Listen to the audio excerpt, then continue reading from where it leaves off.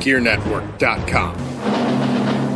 The following is a presentation of the Gear Radio Network.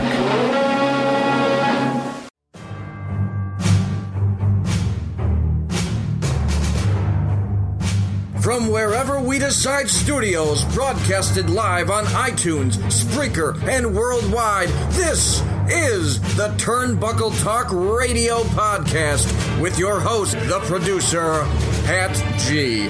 The G stands for Gangsta. And now kick back and get ready for the eargasms.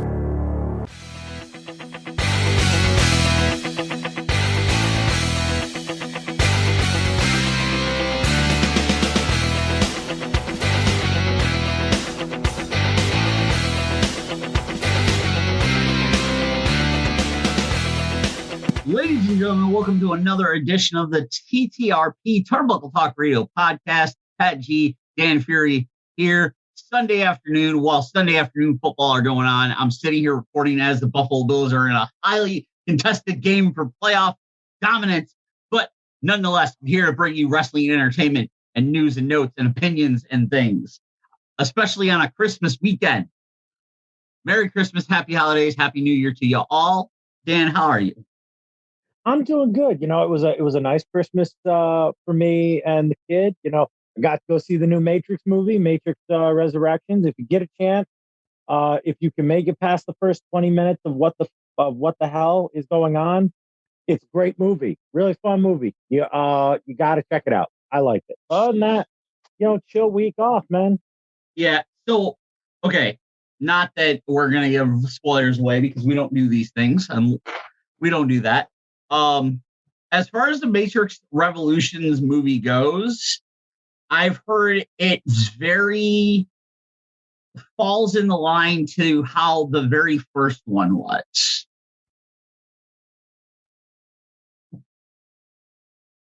Like, Haji? Yeah. Oh, sorry. You're for some reason. I don't know. Technical difficulties on my end, maybe. Yeah. No. I've heard that the movie falls very in line with how the first one did, and it's kind of it's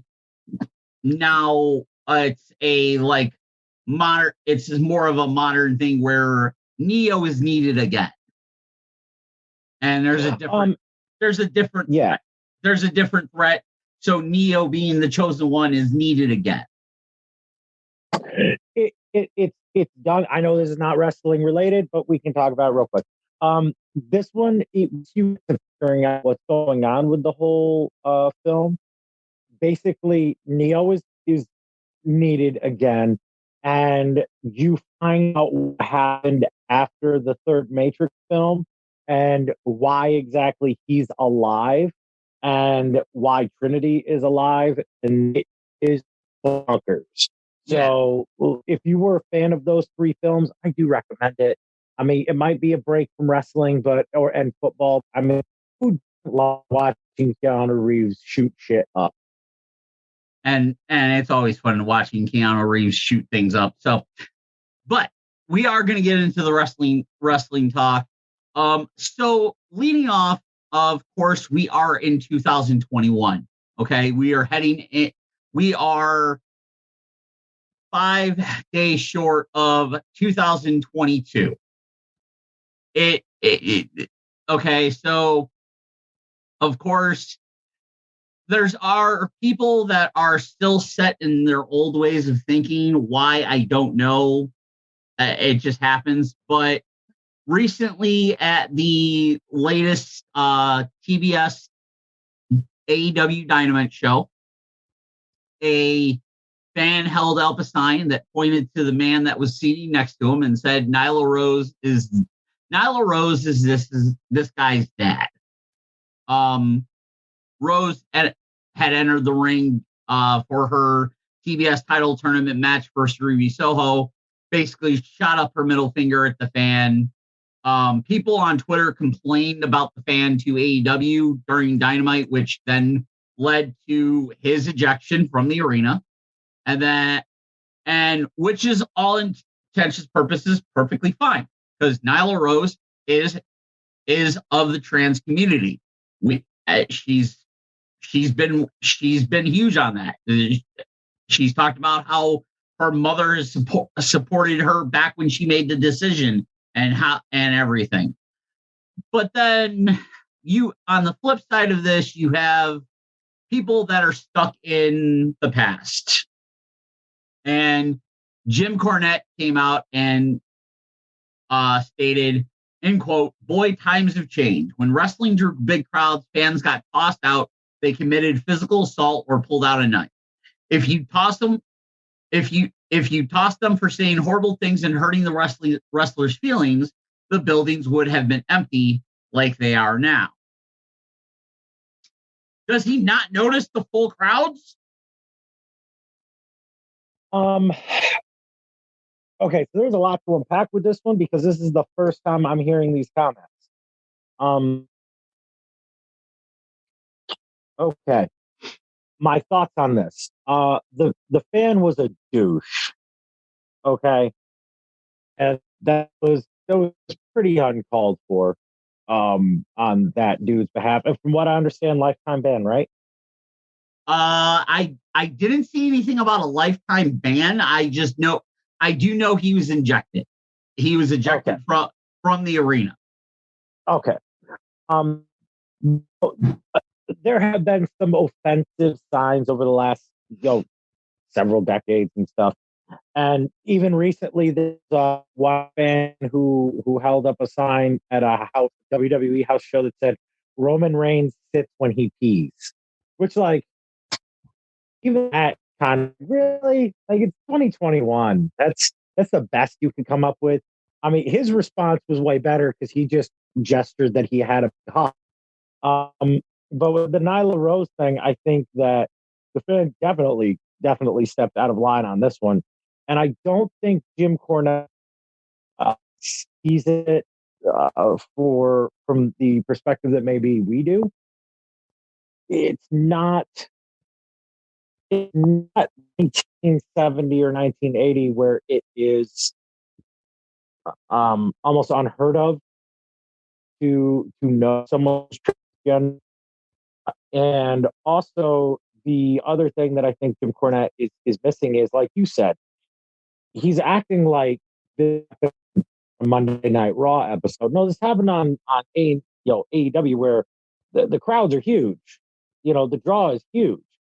Anyway, dude was hard cam side. I saw the photo. Yeah. I mean, this dude basically showed the world what a lot of people of as far as wrestling fans go. They're dumb hillbillies who hold up offensive signs. He basically kept the stereotype of dumb hillbilly wrestling fans alive. Congratulations, you ruined 2021 for everyone. I thought this isn't the first time that signs have gotten people ejected. This is probably one of the best reasons a sign has gotten ejected. And at least from my perspective, Nyla's cool. Nyla's cool shit. Why don't we dick? It also took away from the match too, because those two had a phenomenal match. It was very good storytelling. It was people versus the down and out but coming back babyface. And what are we talking about? We're talking about a moron sign.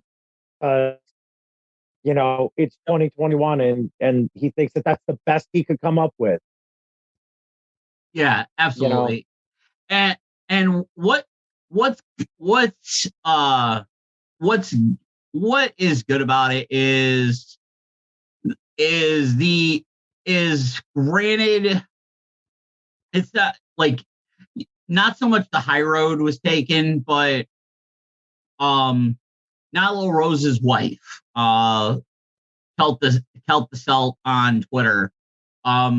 She responded with, an irrelevant boomer has another nostalgic moment about not being about to use the N-word anymore. There, I fixed it for you. And then Rebe Hardy, Matt Hardy's wife, basically said, "Shut the F up. There's no educating people like that. At this point, it's It isn't ignorance. You're just a piece of shit. But then Cornette came back replying to Reby Hardy. You've got to run the effing pie hole about everything, regardless of whether it involves you or not. But you better duck the planet circling around your head, make ding you center of the universe. Also, Burmer, let Matt help you with your material. It's the shits. It's the thing of nothing against Jim Cornette. Like, Jim Cornette will go down as one of the smartest wrestling minds in history. Okay. Mm-hmm. Like, especially building what pro wrestling was built to become. Okay. He's always going to be involved in the conversation from his work with Smoky Mountain Wrestling and with Crockett and WCW, and even his time in WWE or WWF, and his time as being a manager. Cornette's in the idols of history as far as pro wrestling. Now, does the man have full right to talk about today's world of wrestling? Absolutely. He's not doing anything different than what Jim Ross is, or Arn Anderson, or Eric Bischoff, or Chris Jericho, or anyone else that's been in pro wrestling that's doing podcasts or video things or video recaps or talking about history or anything like that. Like, there's nothing wrong with that. It's just, there's some things that you need to leave alone, because we are in 2021. We are in 2022. Wrestling is not what it was 30, 40, 50 years ago anymore. Yeah. It's very open. It's very modern. And there are people from the LGBTQ plus community in pro wrestling, and you just got to deal with it. But you know what? It's the thing of the arena staff handled it. They were notified. They handled it. To commentate on it, it's like, dude, you took and you brought it up. We're talking about this instead of talking about the fantastic match that Nyla Rose and Ruby Soho had. Yeah. Right now, it's being overshadowed by, and maybe that's what this idiot wanted. And with sports, and this is just professional wrestling. This is all sports. There's always those fans that have to say and be involved and somehow get seen on shows and shit and at sports games. The thing that really kills me about this one is it's like the first off, Nyla Rose, first AEW Women's Champion. No one's going to take that away from her. Phenomenal talent. Secondly, Ruby Soho is one of the best female wrestlers that in recent time that wasn't part of a revolution like the start of it, but she certainly should have been a larger part of it. Now she's doing so in a different company. The thing that really upsets me the most about this is you can have your opinion, and your opinion does not need to necessarily match the opinions of everyone else around you. But please don't be shocked when people either say something to you about said opinion, or you get back from a show. Like, this is the beauty of the United States of America. You're still allowed to voice your opinion. What happens after that opinion is voiced, if someone has a counter argument to that is better than yours, then yeah, congratulations. You can go and wait for your next opinion. And maybe your next opinion is a good opinion. Because like you said, Jim Cornette is one of the most well-respected, brilliant minds of wrestling. He's not going to be right 1,000% of the time. And this is one of those cases where Jim Cornette, once again, wrong. Yeah, absolutely. It's one of the things of if you're as far as like the older guard of pro wrestling, your Jim Cornettes, your Jim Rosses, your Arn Andersons, and that sometimes maybe it's just better to keep your mouth shut than not say anything at all, because all you're going to do is overshadow the bigger picture and matches and everything.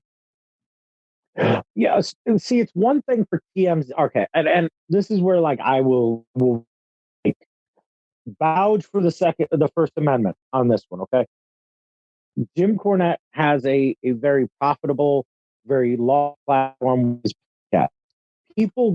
Fans go to Jim Cornette's podcast to listen to Jim Cornette say sometimes controversial stuff. Fans go to listen to these different podcasts, like Jim Ross's podcast, Arn Anderson's podcast.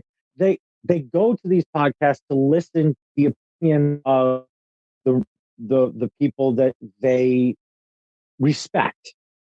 Okay, just like there are fans who will listen to our podcast and say, "Oh, it was a good point." It's not always going to be on point with everyone's point of view of things. And not only that, but they are from a different time. They're from a time where it was not normal to have these, these thoughts. Technology has changed too. Am I correct? Like, these guys have a platform that a lot of people never had back in the day. Them expressing their thoughts on a podcast, their own podcast, is way different than, let's say, TMZ sticking a camera in someone's face at an airport and asking them an egregious question. You know what I mean? Like, we found out that one professional wrestler was gay through TMZ. Yep. Like, at an airport at like 1 o'clock in the morning, and he was asked an honest question and he gave an honest answer, and everyone was like, "Oh wait, what? Well, is gay?" Like, you know what I mean? Like, holy shit. I don't think that the comments were appropriate. And of course, Cornette was at fighting, so he's going to comment back. Let's just take away that, at least in my opinion, once again, my opinion, the fan was ejected. Cornette has an opinion. And those two women went out there and they had a hell of a performance. And it just brings what is going to bring more prestige to that TBS championship that is going to be showing up, I believe, next week or the week after? Like, it's coming close. Either next week or the week after. It's gonna be the finals. Yeah. On the inaugural episode on TBS. So, like, in my estimation, let's move on that to bed, and we have bigger and better things to look forward to in 2022 than Peckerwood fans with transphobic and acting morons for their 5 seconds of fame on a television camera. Yeah, absolutely. But continuing on with the episode of Dynamite, of course there was a debut that happened, and that was the debut of the violent artist Kyle O'Reilly reuniting himself with Bobby Fish and Adam Cole, baby. So, of course, everybody knew Kyle O'Reilly's contract came up at WWE NXT. They gave him the send off.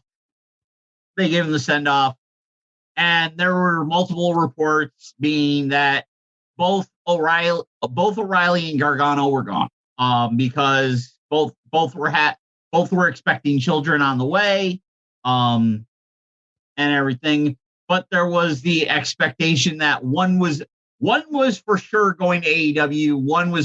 One might come back to WWE. Obviously, Kyle O'Reilly is the one that went to AEW, which is funny because the episode where Adam Cole was on Chris Jericho's podcast, he stated that this was the first time since 2009 that Adam Cole and Kyle O'Reilly had not actually been in the same company together. Now that's changed. But when you saw the debut of Kyle O'Reilly and then the three of them pose, the Young Bucks walked down the aisle looking ever so perplexed, like they weren't in on this, they didn't know about it. And there were words that Adam Cole ended up leaving with Fish and O'Reilly. Not saying that they're going to be the Undisputed Era in AEW because they can't. But is this a way to possibly have Kenny Omega return from when he does from his hiatus and to heal injuries and everything, as well as the Young Bucks torn face to combat with the trios of Fish, O'Reilly, and Cole? I think that this is something that Tony Khan was probably sitting back for, because remember, we got to go back to the night that had huge debuts. We got to go back to the debut of Adam Cole, baby. And in the podcast / media room night, he said himself, his biggest worry every Wednesday night was Adam Cole, the Undisputed Era. Because you go back to the last couple years of NXT, and those four men really had the fort as far as like keeping fans interested in what NXT was doing. And really, the last bastion of wrestling hope was the four guys, and then Bobby Fish gets released. Whether it had to do with his age or not, he's 43. He's 45 years old. 30 years ago. He's 45 years old, and he looks like he's in his early 30s. So that being, you fast forward to Adam Cole just letting his contract run out. Okay, you saw the writing on the wall a little bit. Then, Kyle O'Reilly disappearing. You almost knew it was going to happen. You were kind of just waiting for it to happen. Now it is happening. It's almost like Tony Khan was like, okay, WWE will mess this up and they will release them and I will take them and will the match that I wanted to do, which is the Elite versus I name to be determined. Yeah. Is, I guess, I don't to be announced. And what's funny is I actually had this conversation with Tommy the other day, and everything. And like he even said, he's like, I don't expect them to be called the Era, but he made the thing of how Kyle O'Reilly came back as the Violent Artist. He's like they could call him the Violent Era, and it still be the same thing, but instead of the U, you're just using a V. But it's like, but that's just too cliche. I think they're going to end up getting called something, just don't know what, or maybe nothing at all. Maybe they just go nameless because that's what they can, that's the kind of stature that they have. But they do. They don't need necessarily, not to cut you off, they don't necessarily need a name. Okay, when the ECW originals showed up in TNA, they had to call them because the three initials were trademark. Yeah, they had to call themselves EV 2.0, and it's like, that was good for what it needed to be, but it really wasn't a catchy name. No, and there's so many factions in AEW. You got Pinnacle, you got Inner Circle, you got. It's like, wouldn't it be cool if they were Fish and O'Reilly? Yep. They weren't. They were just the three guys together. That's it. Plus where I brought up the point of and I bring up the point of Omega coming back as face, and that was a point that Tommy brought up. Face Omega coming back in his face, and because right now AEW does have a very solid tag team division, but they don't really have any face tag teams. Their big face tag team is Jurassic Express.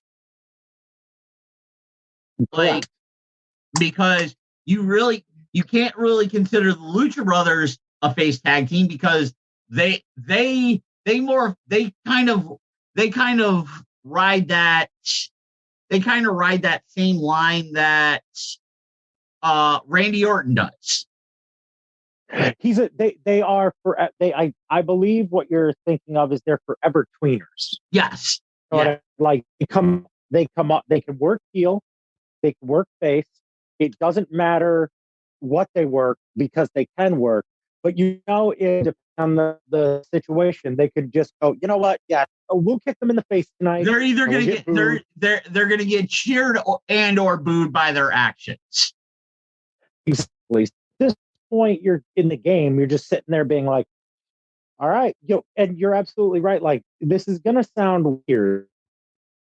You would almost expect Kenny and the Bucks to always be faces, since, let's be brutally honest, it's their company. In fact, they have worked heels where of the Elite, 3 out of the 5 of them have worked heel. Yep. For the last year, and it would almost make sense. But I mean, maybe we're looking into this in the wrong way. Maybe it is the Undisputed Era that comes off as being heels. Yeah. Because it is interesting and everything, but on top of but also talking about the EVPs, there was the story that was released about the new 3rd-time TBS champion, Cody Rhodes, being very unapproachable in the locker room, and this coming out and being disputed by a lot of people. It was, let me see. I think it was the story. The story dropped. The story dropped from Wade Keller, I believe. That's where I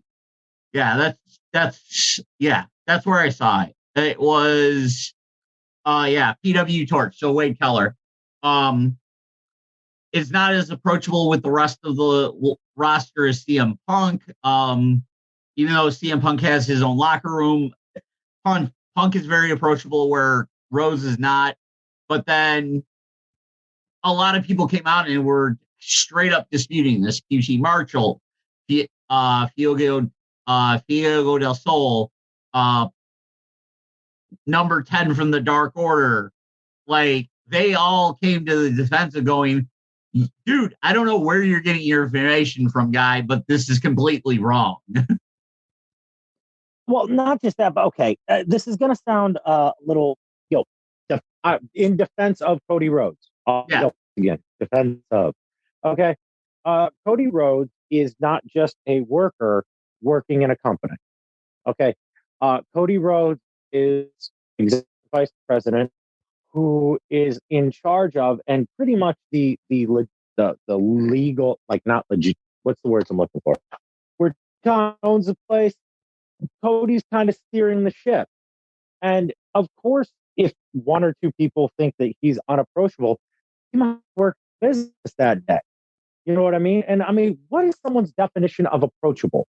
Like, I'm not 100% approachable all the time. You certainly can attest to, you work with and have worked in a field where it's like you're burned out some days. No, you're not approachable. So I don't think it's probably that. I think you probably just caught the man wrong time, wrong part of the day. He was in the middle of this. This is a dude who is running arguably the 2nd biggest wrestling company in the world and is doing tons of stuff. Plus, he's a busy guy. Like, you look at his schedule. Well, that's that's the statement that QT Marshall said. He's like, I don't know who gives Wade his info. Unlike Cody, I wish Cody was unapproachable. So when he's filming one of his 30 TV shows, I'd have his locker room in peace instead of all the younger talent in the company feels the need to come by, grab a book, or pitch their shitty ideas. Like he's not from like all the defense and everything. Like Cody Rhodes' door is always open. So it was just one of I think it's just one of the things of there was, like I said, and we've talked about this, how there are 100+ contracted talents in All Elite Wrestling.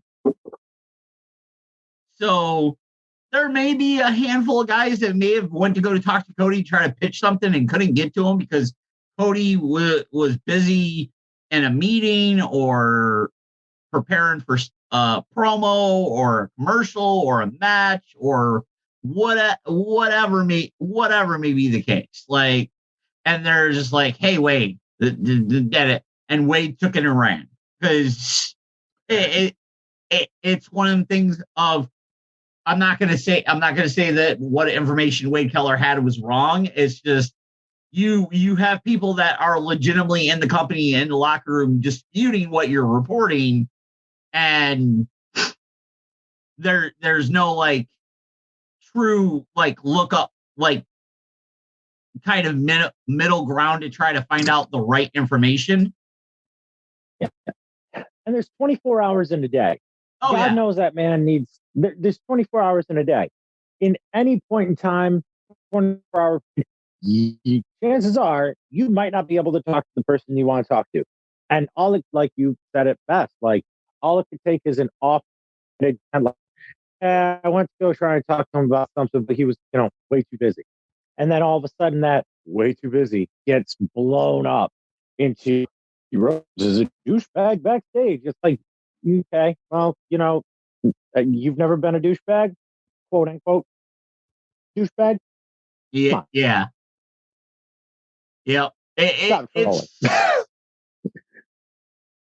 It's one of the things where it's an unfortunate situation that's being reported, but it's like, as a journalist, like you gotta, especially with something like that, that's something you might want to investigate and find out more and find out the truth before you say it, because especially in the world of 2021 with social media, like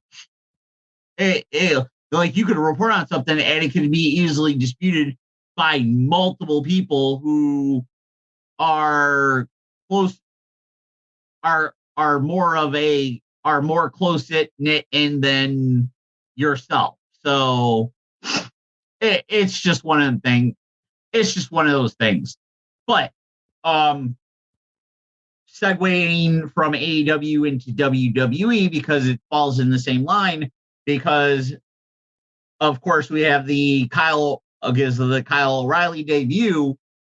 WWE seems like they're trying to maintain and or recover any kind of momentum that NXT as well as the main brands had, say 6 months ago to maybe even last year, because now as we saw this past week, you had AJ Styles showing up on NXT, and the reports have been that at this point in time, NXT has been looked upon as this complete failure. The rebranding of it, the NXT 2.0, it's kind of being looked as a failure. It's not holding up, so they need to infuse it with something to try to get more eyes on it, aka AJ Styles showing up, and whether it's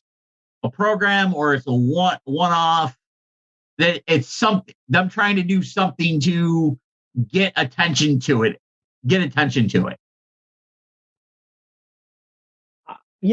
I got a question for you as a wrestling historian, if you will. Do you remember the mid 2000s to late 2000s WCW relaunch or the rebranding, or the reboot, if you will, that took place when all the titles were collected up. Yep. Yeah. When Russo and Bischoff basically vacated every championship. Yep. And basically the concept behind the storytelling with that was we need to push younger stars. So let's push all of the younger stars all at once. And that's what gave us line new blood. And there was this heavy push to kind of move, the well-established stars to the side to up talent pool thrive. Problem with that, as I recall, as being a fan, was you all of a sudden had a buttload of talent that you really didn't know a lot of being elevated to the status of like main eventers right off the rip. Yep. And it was kind of weird because guys that were viewed as kind of like mid-card guys being brought up to the main event. Your Jeff Jarrett, your Booker T's, and that. Yeah. You basically had this like super push of all these guys are suddenly that all these guys that for the last couple of years haven't been able to like break out. All of a sudden we need to use them now and we need to push them quick. And fans were just kind of like, okay. Like this dude was on Thunder like 2 months ago when you were telling me he was a piece of shit. Now I'm supposed to believe that he's the best ever. Okay. All right, cool. Whatever. As a fan, it was kind of like weird. That's kind of how this NXT 2.0 experiment had gone, in that you basically were, or even the ECW 2006 relaunch, where there was the ECW originals and then the new ECW, like this is the ECW that you're that is taking over. And that is the way that the match went and the storyline went in 2007. It's basically the same thing. Like you have a connection to all of this former, all this talent that you've been accustomed to over the last several years. And you're kind of having like guys that you don't know much about and don't have that time investment in with are suddenly being pushed into the top storyline, top points. And as a wrestling fan, you can be kind of turned off by that. You can be kind of dejected by that. Like, the fact that Rick Steiner's kid isn't a Steiner, that he's, Braun Breaker. I have a friend from Alabama, huge wrestling fan. We were in the Army together. He asked, he got a hold of me on Messenger. It was like, dude, I can't watch this stuff. I can't watch NXT. Like I used to be able to, I used to love NXT. I can't watch it now. Yeah. It's unwatchable. Yeah. I don't care about Rick Steiner's kid. I don't care. And he started going off. He's like, I don't care about this person or that person and all that other stuff. And I'm like, wow, bro, like you're really angry about this in my head. But there's a lot of people that's the thing. It's nothing against Rick Steiner's son and the name Braun Breaker. He there was a interview he did that stated that he chose the name because he used to play offensive line, and it used to be like, right, like he talked about how like you needed to like break the defensive lineman down or whatever, and that's how he got the breaker thing, and just was like and went from there. But it's one of the things of just the shine that NXT had 6 months ago is no longer there. And while like I think really the only two, I think right now, the main two holdovers right now, as far as NXT goes, is probably Ciampa, Dunn, and Roderick Strong. And the thing that also has to play a factor into fans' recent disinterest, perhaps, is maybe the best word to use for it, of NXT, is it's kind of hard to get invested in a character when when they get called up, that character's done. Yeah, because if you really look, and what's funny is people like talk about, well, that doesn't happen because you got to look at the people that have come from NXT, and they bring up Seth Rollins and Roman Reigns and Big E, and I go, no, like that. Okay, Big E, yes, from NXT, but the thing is they were part of FCW and the early stages of NXT. They were not a part of what NXT became and was established as. They were not there when NXT was being looked at as the third total brand because of what they were doing. NXT was the third brand because you had guys on there that had knowledge and talent, but not the TV, not the experience of being on television. You're outside of a handful of guys. Correct. And if you look at the long laundry list, yeah, of characters that have come from NXT and been brought up, it's almost a graveyard of talent that showed up. And it was almost as though what happened was Vince had not seen any of, and it's notoriously been talked about. Vince doesn't pay attention to other wrestling companies. Vince only worries about WWE. So even if you had a name elsewhere, it doesn't matter. He can give you a gimmick, and that's going to be it. And there you go. So speaking of NXT, right now, looking on WWE.com, this is the list of superstars under WWE NXT. Alicia Taylor, Amari Miller, Andre Chase, Boa, Ron Breaker, Brooks Jensen, Brutus Creed, Cameron Grimes, Candice LeRae, who's out because of pregnancy, Carmelo Hayes, Cora Jade, Dakota Kai, Danny Burch, Dante Chen, Dexter Lumis, Duke Hudson, Electra Lopez, Fabian Eichner, Gigi Dolan, Grayson Wallner, Hachiman, Harland, Indy Hartwell, Io Shirai, Ivy Nile, JC Jane, James Drake, Joaquin Wild, Joe Gacy, Josh Briggs, Julius Crees, Casey Canzazero, Kaylee Ray, Jaden Carter, Kushida, LA Knight, Lash Legend, Malcolm Bivens, Mandy Rose, Marcel Bartel, Mackenzie. Like, if you go through this thing, like,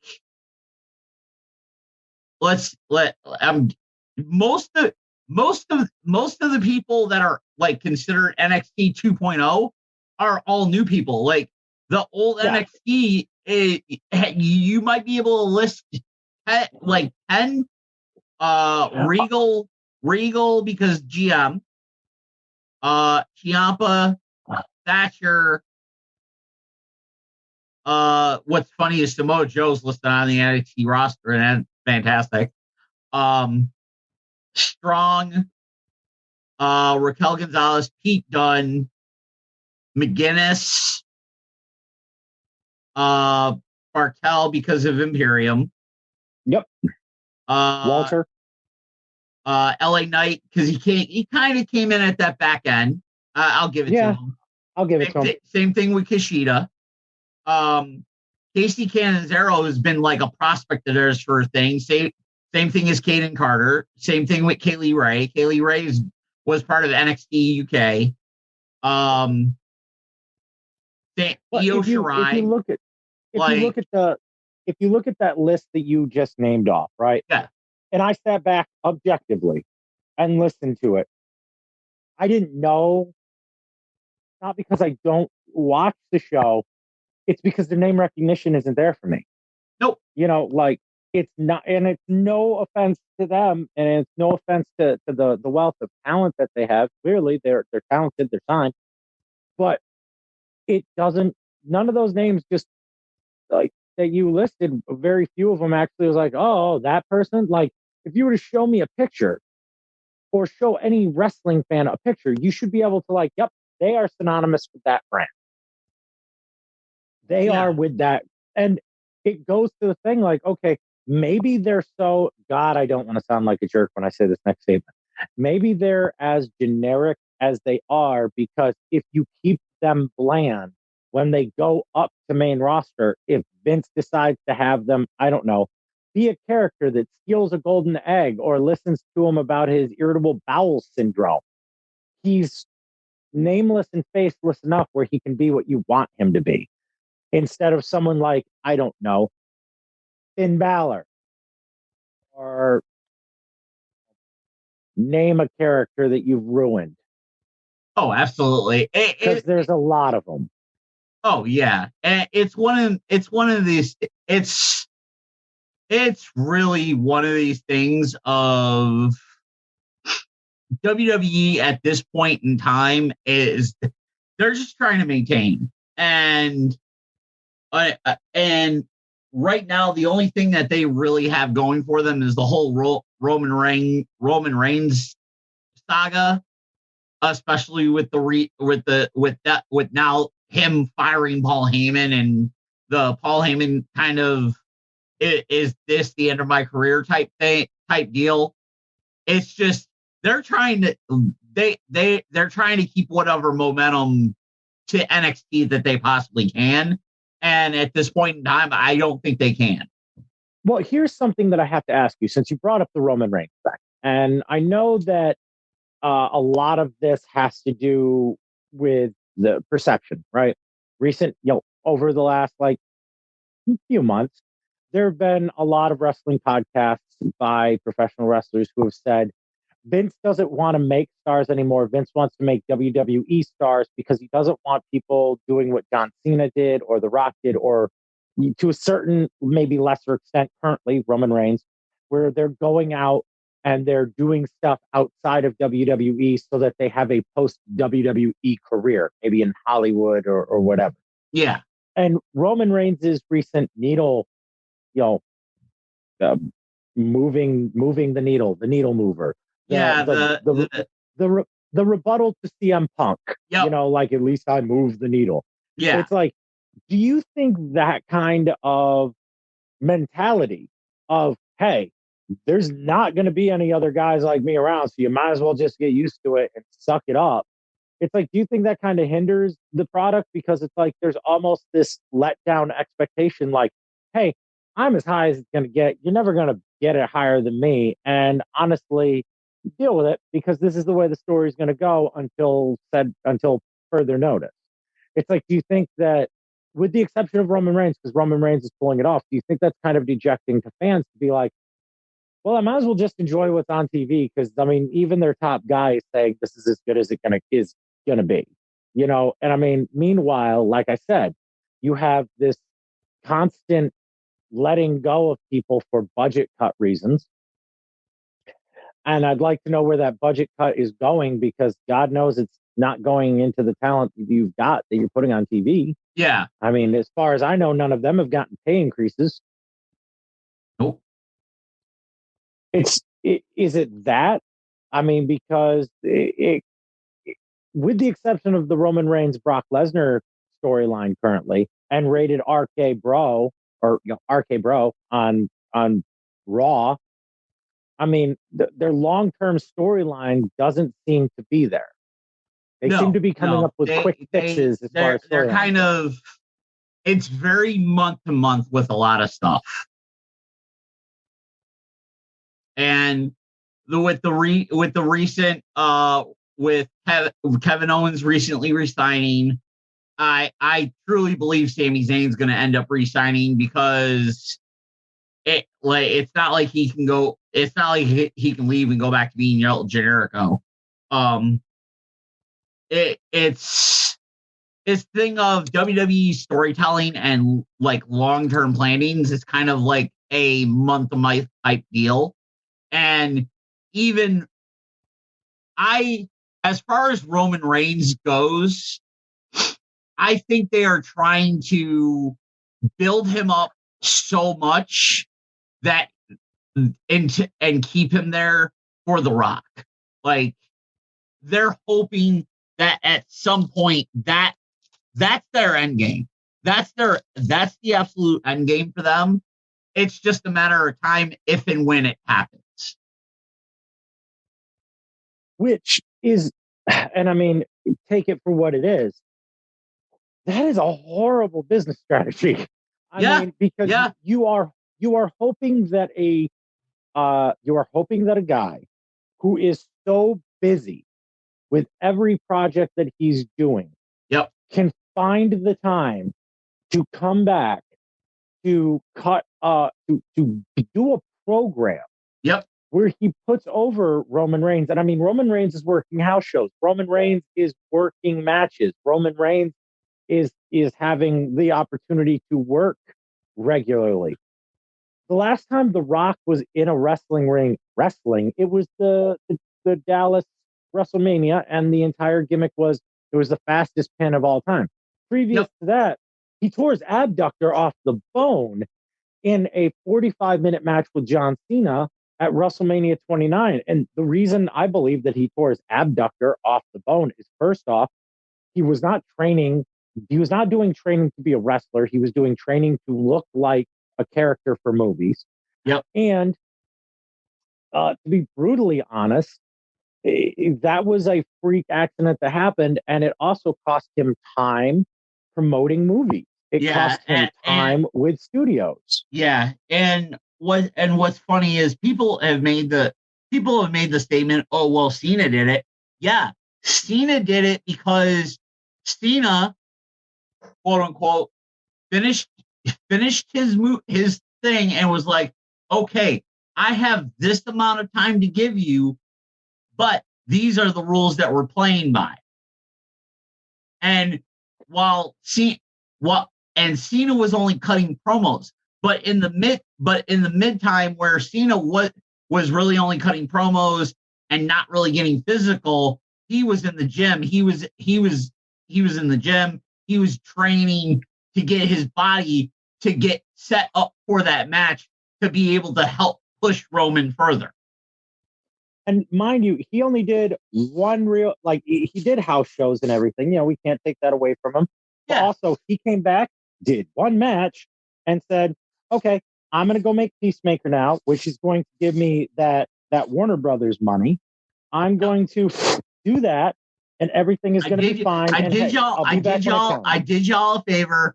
I tried to make this guy more than he already is, and give him that big name win. Yep. And mind you, he did a phenomenal job doing what he did. Yep. Okay. I think the match with Roman Reigns goes down as first off one of Roman's best matches, but also probably one of John Cena's, like, I dare I say, swan songs. But it was a swan song for John Cena as we knew him as an active competitor, because John Cena's years as an active wrestler doing a full-time schedule are done. They were done probably around 2014. We were just waiting for John's schedule to catch up to it. Really, absolutely. I like after his loss to Brock Lesnar, he was working on a part-timer schedule. He really was. And there's nothing wrong with that, because John Cena honestly deserved it to take this time to establish himself. And this Peacemaker character that he's playing for HBO Max is going to solidify him as being a great actor. He's going to be able to step out into that. But the thing is, and maybe this is the problem with NXT, is we don't see any future guys who could be a John Cena in this iteration, because every single time we've seen a guy come up, Shinsuke, Aleister Black, Finn Balor, Karrion Kross. This is all recently. You know, Jesus Christ, so many. That's how difficult this is. Yep. It's like it's almost like they're subpar. It's expected that they're not going to win. It's the creative brainchild that is that's writing the stories and working on what happens on the shows. It's I don't like they don't plan long term anymore. They're very short term booking, and it's just they're trying to maintain, and they can maintain because there's not WWE's not going anywhere. There's not the threat of losing. There's no threat of losing TV ratings because your competitor runs on nights that you don't run it on, or you don't run against at the same time. Like Raw runs on Monday by itself. AEW runs Wednesdays and Friday nights at 10 p.m. So there's not that there's that competition, but then there's not that competition. And do I dare say, knock on wood, AEW tries to run against a Raw on Monday Night Raw at some point? No, I don't think it'll ever happen. Because I think Tony Khan being Tony Khan, like we'll go, what for? There's no reason for it. They do their thing, we do our thing. There's no real reason for it. There's no reason for it, and not just that, but like you look at the way Tony Khan is doing it. Okay, some would argue Tony Khan talks way too much on social media. He talks too much crap, yada, yada, yada. Hey, whatever. He's allowed. The other thing is that Tony Khan is also very cognizant that if Vince wants to dump money into his company to get a ratings boost, Ronda Rousey's one phone call away. Brock Lesnar clearly came back and is having like a weird renaissance with his career. Vince can throw money at things, but once again, those are short-term fixes. Yep. If it comes down to like a ratings thing, Vince can throw money at things to keep fans interested at least for a little while until he gets the stars he needs. But it's that rebuilding that maybe is a little difficult right now. Oh, absolutely. But as we head to the main event of the show, of course, it is December the 26th, and we're heading to the new year of 2022. And of course, that brings up Wrestle Kingdom from New Japan Pro Wrestling. Oh, Japanese wrestling at 2 a.m. It's that time of year. It is that time of year where we get the joy of trying to day sleep so that we can caffeinate ourselves to watch 2 nights of amazing wrestling. And this year, it's 3 nights. It's 3 nights, and it's a different format in the way that they're doing the story because it's not just New Japan. Yep. Nope. So, of course, Wrestle Kingdom in Tokyo, Japan, January 4th, 2022, which is Tuesday, January 4th, 2022. There are numerous matches, some focus matches. You have a 6-man tag featuring Rocky Romero, Raisuke Taguchi, Hiroshi Tanahashi, taking on El Phantasmo, Taiji Ishimori, and Kenta. Then another 6-man tag, you have Bushi Sonata and Naito taking on Ospreay, Great Khan, and Jeff Cobb. Your championship matches for night 1 is going to see Ishii take on Evil for the Never Championship. The IWGP Heavyweight Tag Championship match will feature Yoshihashi and Hiroku Goto taking on Zack Sabre Jr. and Tai Chi. of course, the Junior Heavyweight Championship is going to have Takahashi facing El Desperado.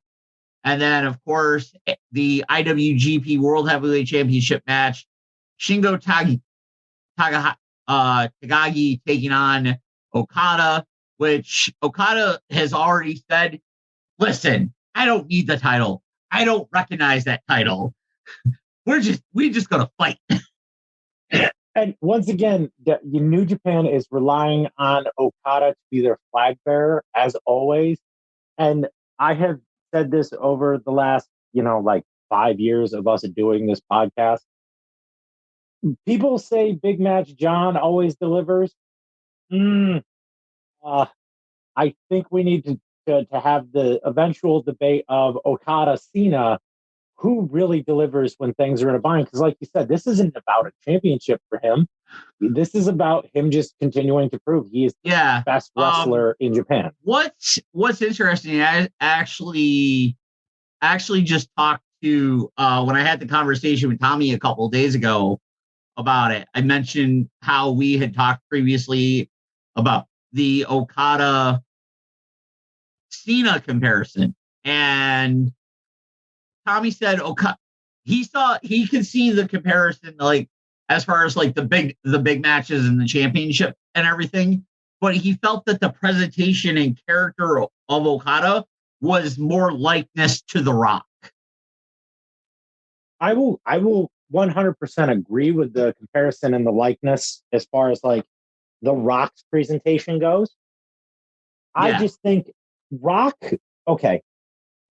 would have big matches, but this Ish Jones is going to be somewhere with a sniper rifle waiting for this statement to come out of my mouth. I can feel it. Like I feel Ish Jones's presence as I speak right now. Him in his pink bunny outfit. His pink Christmas story outfit. Yep.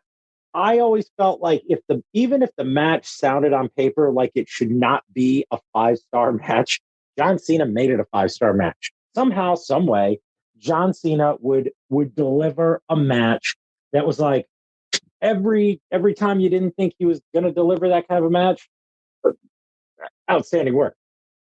Okada, if the storyline doesn't make sense, Okada goes out there and makes it make sense. Yep. And tells the story that, and this is the big one, because this matters in this scenario, that transcends language barriers. You can watch an Okada match and see the passion coming out of him and see that he's working so goddamn hard to tell the best possible story, even if it doesn't come across as like this is a huge event. You know what I mean? Like to anyone else, this is just another match. To him, it is the match. It is the match. And you can see the way that he presents it. The Rock would have matches, but his best matches were always the hype matches, not necessarily every single pay-per-view match, if that makes sense. Yeah. No, absolutely. And the interesting thing is Okada's going to have that opportunity to make the best of the situation.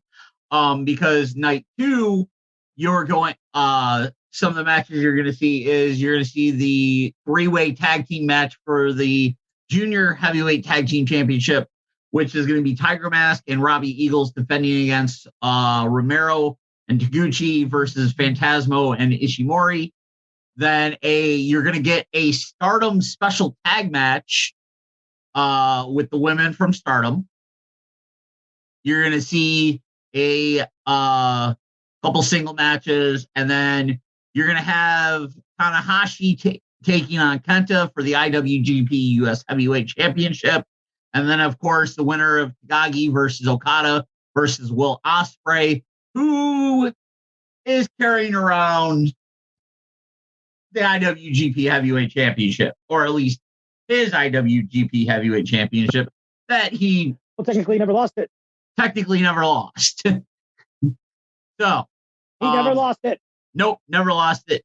It's going to be interesting to see how all comes down. And then, of course, the special thing that we talked about is the third night of Wrestle Kingdom, which is a New Japan Pro Wrestling versus Noah card. And this card is stacked. You're going to see Kosei Fujita versus Yasuke Yano.